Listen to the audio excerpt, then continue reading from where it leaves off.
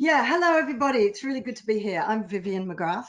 I'm a television executive producer. I've made documentaries for all the major American, British, and Australian broadcasters. I'm now also working as what I call a personal power coach because I work with very high-powered women across the globe to really step into their power.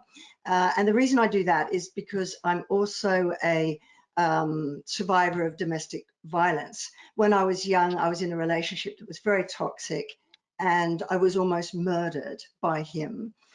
And so I learned resilience the hard way. It took me 1 year to find the courage to leave that relationship because coercive control is, it's like brainwashing. And when I did, I found myself a single mother with a baby, and literally I'd left with almost only what I could fit in my car, and that was it. And that was the point I was at. It was like a sliding door moment and a crossroad of my life. And I remember sobbing on my bed for months thinking, how did my life get to this? I grew up in a middle-class home with a lovely childhood, and there was no abuse in my past or anything like that. And so I just thought, how have I got to this?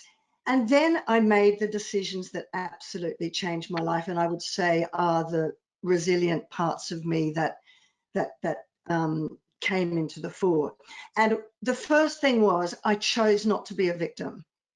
We have all these really awful things happen to us, and I could have spent the rest of my life feeling sorry for myself, blaming him.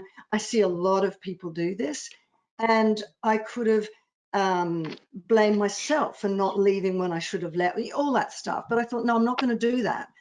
I'm not going to be defined as a victim for the rest of my life. What I'm going to be instead is defined by the vision I have of the future. What is that life I want instead? Because I remember thinking, this is not the life I want for me and my son. And then I asked myself the brilliant question, who do I have to become to create the life I want?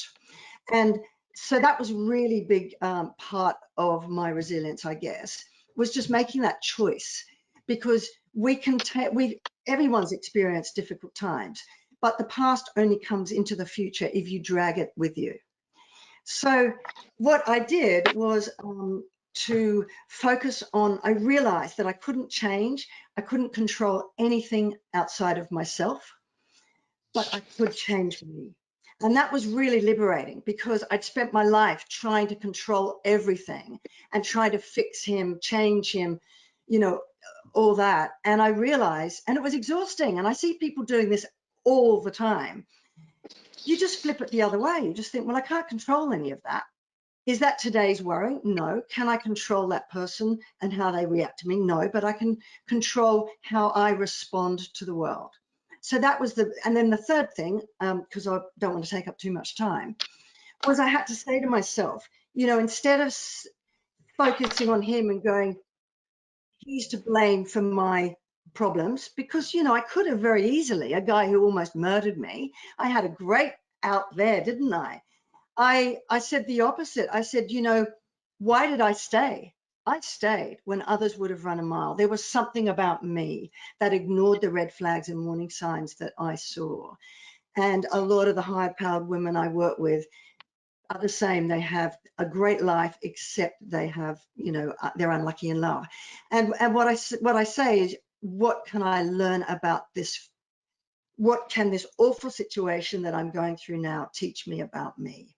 And if I can learn from it and grow, then I can look back like I do now on that experience and say, actually, he was my greatest teacher of all.